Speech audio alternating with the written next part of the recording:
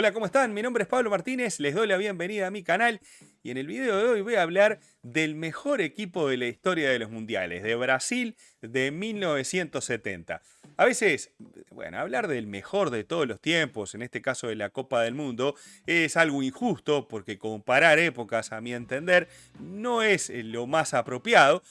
Pasa también con los jugadores, que Pelé, que Maradona, que Cruyff, que este, que el otro. Bueno, me parece que Messi, me parece que no es justo comparar épocas, cada uno tiene sus gustos, cada uno a veces lo que vio es lo que a veces resalta. Pero entre aquellos que vieron la Copa del Mundo, las copas anteriores a la del 70 y las posteriores, no dudan en decir que este fue el mejor de todos los tiempos. Y quizás el hecho de que le haya ganado a la Copa lo pone un escaloncito por arriba de otros equipos como otros que repasé aquí en el canal también, como Holanda del 74 y Hungría del 54, que revolucionaron el fútbol tácticamente, pero el día de la final se la ganó otro.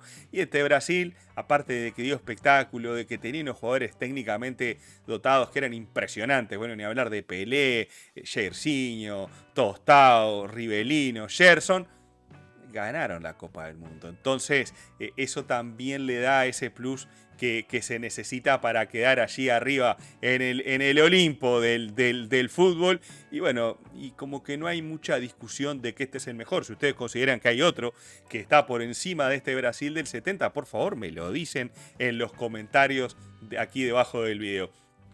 También, y ya yendo un poquito a algo un poquito más subjetivo, y que esto sí va de mi parte, considero que el equipo este de Brasil del 70 como que finaliza una época del fútbol, una época del amateurismo del fútbol, ya un amateurismo que ya estaba tendiendo al profesionalismo. Está la anécdota esa de Pelé, que dice que se ató los cordones un ratito, 40 y pico de segundos antes del partido con Perú, para que le enfocaran los zapatos y de esa manera promocionar el calzado, que la marca que lo calzaba en esa Copa del Mundo.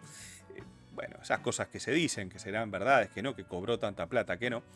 Pero que, bueno, como que cerró una época. Aparte ganó la Copa Jules Rimet en propiedad, se la estaban peleando junto a la selección de Uruguay e Italia en esas semifinales de Copa del Mundo. Brasil le ganó a los dos. Y bueno, en definitiva, creo que sí marca un antes y un después en la historia del fútbol. Después, en el 74, viene Holanda, revoluciona con su fútbol total y comienzan a aparecer otras cosas. Aparte de la riqueza técnica de los futbolistas, la condición física, los otros aspectos tácticos y un montón de cosas que se van agregando al fútbol que, bueno, que hace que aquel Brasil del 70 para atrás fue una cosa, de aquel para adelante fue otra, pero que este equipo en particular quizás rompió todas las barreras del antes y el después, y por eso es considerado el mejor de todos los tiempos. Vamos a arrancar a repasar un poco cómo fue el camino de Brasil rumbo a la Copa del Mundo. En las eliminatorias fue el único que jugó series de cuatro. Los otros dos que clasificaron a la Copa, Perú y Uruguay, por Sudamérica jugaron sus series de 3 equipos. Colombia, Paraguay y Venezuela fueron los rivales de Brasil, que ganó todos los partidos. Lo sé que jugó, los ganó todos. 23 goles a favor, 2 en contra, y fue dirigido por João Saldaña. Y acá viene una de las particularidades de este equipo de Brasil. En el Mundial lo dirigió el Lobo Zagallo, Mario Zagallo, que había sido campeón en el 58 como jugador junto a Pelé. Y hubo ahí un problemilla de que no quería, o Saldaña no ponía Pelé los partidos previos. Pelé parece que no se sintió muy cómodo porque peligraba su titularidad. También habían cuestiones políticas que, bueno, tenían ahí a Saldaña y el gobierno de aquella época de Brasil. Y bueno, como que lo empujaron al hombre para afuera y terminó imponiéndose, digamos, la voluntad de Pelé. ¿Vieron cuando hablan hoy día de que, o se decía en el Mundial de Rusia, que Messi, por ejemplo, que marcaba que el técnico que le ponía a los jugadores y que jugaba con sus amigos, qué sé yo?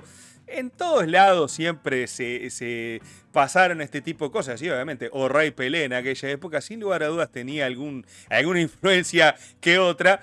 Y terminó siendo Mario Lobo Zagallo el que lleva o el que dirige a Brasil en la Copa del Mundo. Joao Saldaña fue el que lo lleva en las eliminatorias a ganar, a arrasar con aquella eliminatoria, igual que hizo ahora Tite, está haciendo en esta eliminatoria rumbo a Qatar 2022, por ejemplo. Insisto, comparar estas eliminatorias con aquellas son dos mundos diferentes. En la Copa del Mundo, en la fase de grupos, Brasil enfrentó a Checoslovaquia, a la que le ganó 4-1 en el debut. Le ganó 1-0 a Inglaterra, le ganó 3-2 a Rumania en ese grupo y se fue a jugar cuartos de final contra Perú. Perú, que tenía un equipazo, que jugaba muy bien al fútbol, tenía a Teófilo Cubillas como una de sus grandes figuras. De hecho, ese partido de cuartos de final fue uno de los destacados porque, bueno, Brasil era el mejor equipo de los mundiales, pero de la mitad de la cancha para adelante. Ahí hacía la diferencia. Para atrás, tanto Perú como Brasil no tenían la mejor fortaleza ni el mejor arquero, y eso se notó y fue un partido goleado. Le ganó la semifinal a Uruguay 3-1 en Guadalajara, partido que se debió haber jugado en Ciudad de México. Y siempre mi viejo, mi abuelo decían, aquel partido nos hicieron ir a Guadalajara. Uruguay estaba acostumbrado a jugar en la altura de Ciudad de México. La altura de Ciudad de México y de algunas otras zonas de aquel país marcó también el ritmo con el que se jugó la Copa del Mundo. Partidos que parecían un poco más lentos de lo habitual, donde se cuidaba mucho lo físico, donde se jugaba al mediodía, muchos partidos se jugaba a la mañana incluso. Intuyo como para tener, con la diferencia horaria con Europa, poder pasar y televisar partidos. No sé, algo por el estilo, de haber influido en ese sentido. Pasó en el Mundial de Estados Unidos 94 también, donde hubo partidos al mediodía. Y eso influyó en el ritmo de los partidos. Y según cuentan, Brasil no quiso jugar a la altura. Ese partido se debió haber jugado en Ciudad de México. Uruguay estaba acostumbrado a jugar ahí. No es por llorar, por favor, les digo desde ya. Probablemente Brasil hubiese ganado aquel partido. Pero a hacerlo salir de donde jugaba Uruguay aquel partido, estaba muy fresquito aquello de Maracaná. Brasil tenía que ganar sí o sí. Pelé se había prometido de niño vengar a Brasil, ya había ganado el Mundial de 58, pero bueno, como que estaba toda esa historia muy fresca todavía. Se movieron políticamente los amigos brasileños, lograron cambiar la sede. Uruguay tuvo que viajar a Guadalajara y en aquel lugar se jugó un partido que empezó ganando Uruguay. Y que según cuentan también, si no venía el gol de Clodoaldo sobre el final del primer tiempo, se le iba a complicar la cosa en el segundo, de un partido que estaba parejo y que la Celeste iba ganando 1-0 con gol de Cubilla. En la final fue inapelable el 4-1 contra Italia, donde Brasil arranca ganando, lo empata después de una jugada ahí media desafortunada, una mala salida bastante confiada de Brasil, que le empata a Italia, pero después fue una aplanadora Brasil y le gana muy bien esa final contra los italianos, que termina 4-1. Uno de los detalles de esa Copa del Mundo es que Jairzinho, el puntero derecho de Brasil, le hace goles en todos los partidos, una hazaña que no ha logrado nadie en la historia de las Copas del Mundo. Suelo ir a la pizarrita para explicar alguna cosa, y por qué no hacerlo con este Brasil de 1970, y vamos a ver cómo jugaba aquel equipo y cómo estaba integrado tácticamente el equipo, liderado futbolísticamente por O'Reilly Pelé. Ahí estamos viendo de paso algunas imágenes. Este de Brasil, que también regaló algunas escenas de esas. Después lo voy a repasar después de la pizarrita. Algunas de esas escenas que son inolvidables en la historia de los mundiales. Y eso también le suma a la idea esta de que fue el mejor equipo de todos los tiempos. Para ir a la pizarra, entonces, decirle que el arquero era Félix, arquero de Fluminense. La verdad, no era Dida, no era Weberton o Alisson, pero bueno, atajaba alguna. Me acuerdo de ver el gol que le hizo Uruguay. Yo digo, este era el arquero de Brasil. Pero bueno, Félix, arquero de Fluminense, llevaba el 1. Carlos Alberto, el lateral derecho, que era el que subía. Tiene ese gol legendario, el cuarto contra Italia en la final de la Copa del Mundo. Aparte, el capitán del equipo. Brito y Piazza eran los zagueros. Brito sí era zaguero de Flamengo, pero Piazza era número 5 de Cruzeiro. Lo reconvierten ahí a la posición del 3, lo llevan atrás, y lo que tenía Piazza era que tenía salida. Es decir, ese cambio táctico que hace el Lobo Zagallo le permite que el zaguero no solamente sea el típico zaguero que bueno, se saca el compromiso encima tocándosela al 5, sino que además tenía salida propia, no solamente jugando, sino con buenos pases, y le daba un valor agregado a su posición, que era ocupada su posición original por Clodoaldo, que era el número 5 de esta selección. Everaldo era el lateral izquierdo, jugador de Gremio, tenía bastante repartido en distintos jugadores de distintos equipos, ninguno por supuesto jugara en el exterior, cosa que hoy día sería impensable. Clodoaldo era el 5, en ese partido con Uruguay intercambian posiciones con Gerson, que era el 8, el de ida y vuelta, y termina haciendo el gol ese en la hora contra Uruguay. Un jugador de mucha técnica, de buena marca, y que distribuía muy bien y que ocupaba toda la mitad de la cancha de buena manera. Ese era Clodoaldo. El 8 era Gerson, el de ida y vuelta.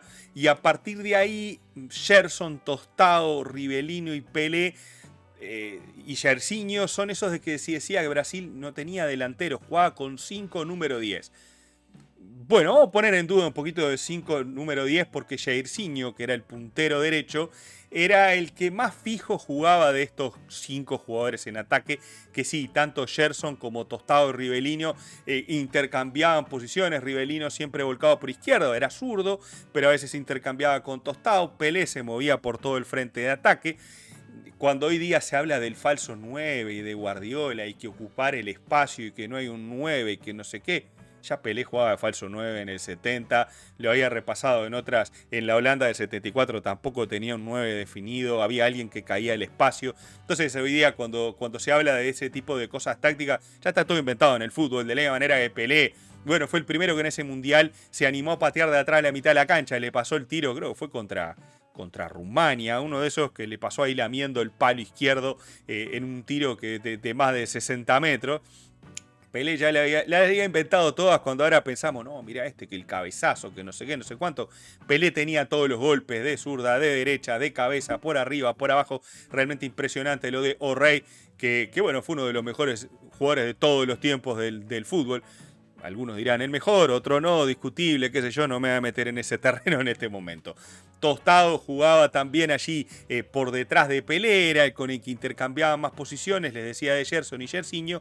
Rivelino caía por izquierda y Pelé, bueno, Pelé se encargaba de la mayoría de las cosas. Este equipo de Brasil, que tenía obviamente como característica, ninguno de estos era centrodelantero, ninguno de estos, salvo Jairzinho, que sí era más puntero. Todos los demás eran jugadores de enganche, de jugadores número 10. Eso sí, Rivelino, que jugaba en Corinthians. En Corinthians jugaba más en la posición en la que se ve a Tostado acá, pero bueno, en la selección de Brasil, si no jugás ahí, macho, no vas a entrar. Jairzinho era puntero del Botafogo, como les decía, el que tenía más posición fija de todos ellos.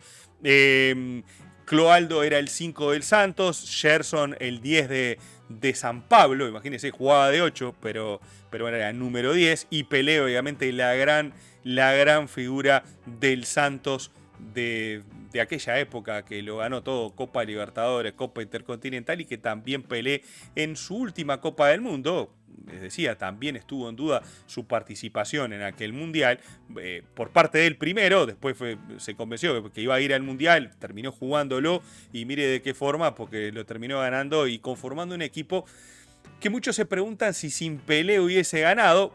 La mayoría dicen que sí, que probablemente sin Pelé ese equipo hubiese ganado la Copa del Mundo igual. Pero bueno, que era como Pelé era la frutilla de la torta, o la cereza del pastel, como le dicen en otros lados. Era el que le daba ese diferencial, como en esta jugada que estamos viendo por ahí abajo, cuando el Udo de Mazurkiewicz se le va, el que le daba la diferencia, la impronta de calidad, que los otros también tenía, pero cuando lo hacía Pelé, parecía que lucía mejor el hombre, la verdad, que no tenía rival en ese sentido. Brasil gana la final contra Italia, como les decía, por 4-1, un partido, una final inapelable.